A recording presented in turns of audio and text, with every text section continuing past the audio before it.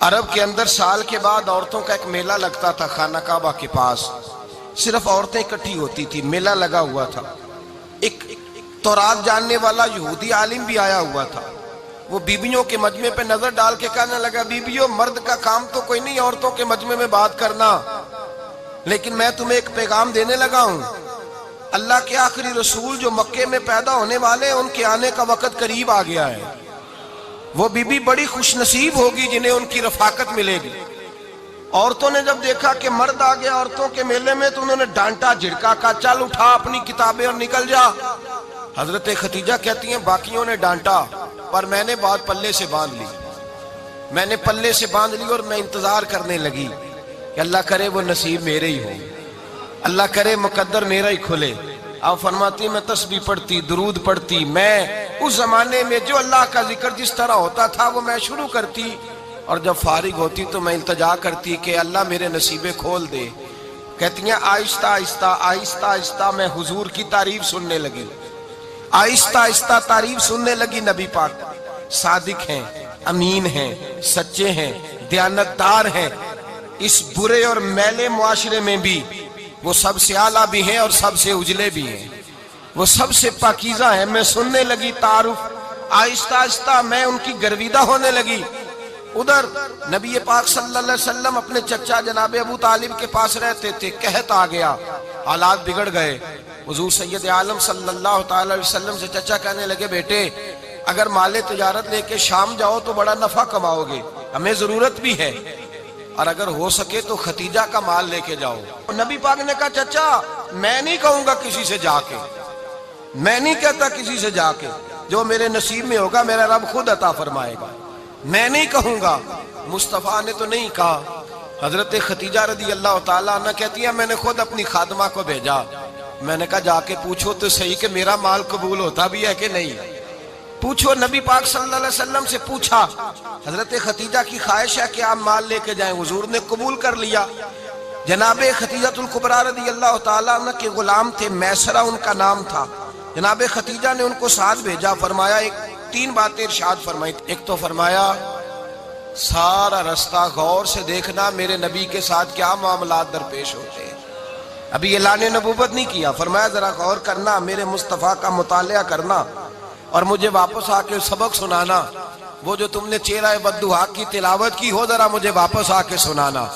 جنہاں نے دل پر جانی ڈٹھا ہو اکھیاں ہی تک لیاں، تو ملے ہوں تے ساجن ملیا ہوں ناساں لگ پئیاں، ذرا جا کے نا تلاوت کرنا اور مجھے دکھ۔ اور دوسرا فرمایا تم میرے غلام ہو تو مصطفیٰ کے بھی غلام بن کے رہنا، میں سنتی ہوں کہ کردار کے، افکار کے، نظریات کے، عظمت کے بلند و بالا، وہ جیسے کہیں ویسے کرنا۔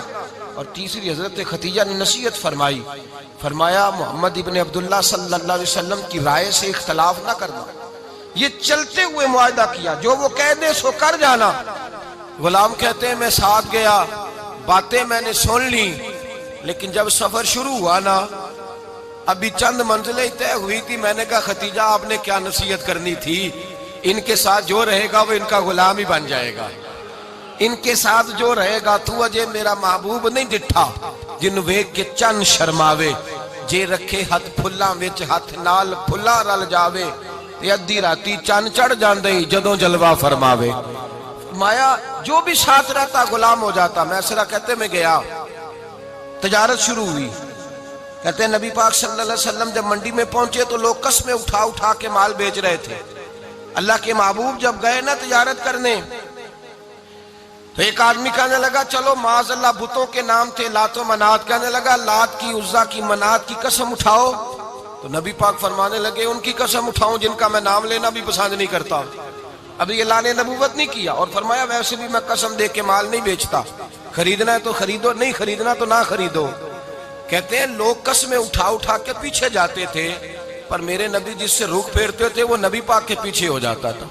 ماتے کئی گنا زیادہ نفع کمایا۔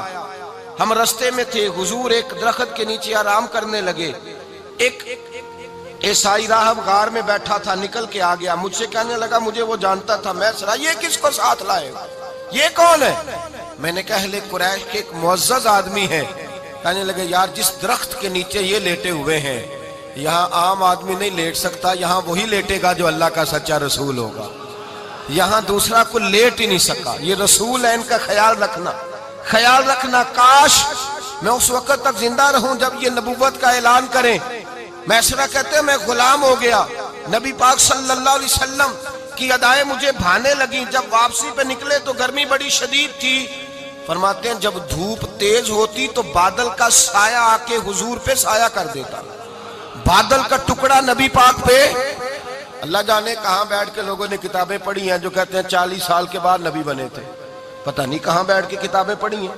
ہم نے تو جو سیرت پڑھی ہے وہ بتاتی ہے کہ تیری حیات پاک کا ہر لمحہ پیغمبر لگے، ہر لمحہ پیغمبر لگے. یہاں تو وہ لوگ جو کئی سال پہلے 20 اور 25 سال پہلے حضور سید عالم صلی اللہ علیہ وسلم کی رفاقت میں رہے، وہ اعلان کر لوگ پتہ نہیں کہاں بیٹھ کے کتابیں پڑھتے ہیں، کہاں بیٹھ کے. میرے نبی پاک سے صحابہ نے پوچھا حضور آپ کب نبی تھے؟ فرمایا ابھی آدم کی مٹی گوندی جا رہی تھی، ابھی آدم کی مٹی گوندی جا رہی تھی، میں تب بھی اللہ کا رسول تھا.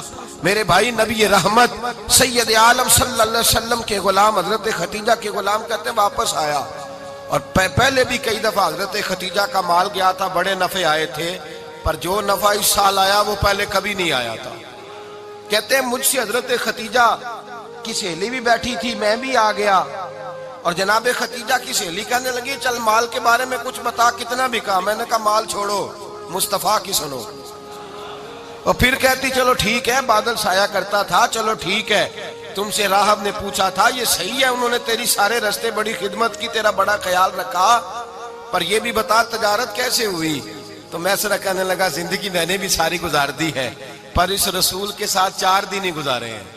حد ہو گئی مجھ سے، اور کچھ نہ پوچھو، اور کچھ نہ پوچھو. آ میرے دل آمنہ کے لال کی باتیں کریں، اور کچھ نہ پوچھو، بس ذکر ان کا چھیڑیے ہر بات پر، اور چھیڑنا شیطان کا عادت کیجئے.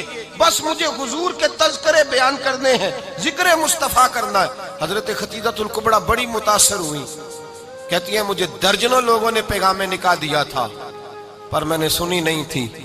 میں نے نفیسہ کے ہاتھ پیغام بھیجا.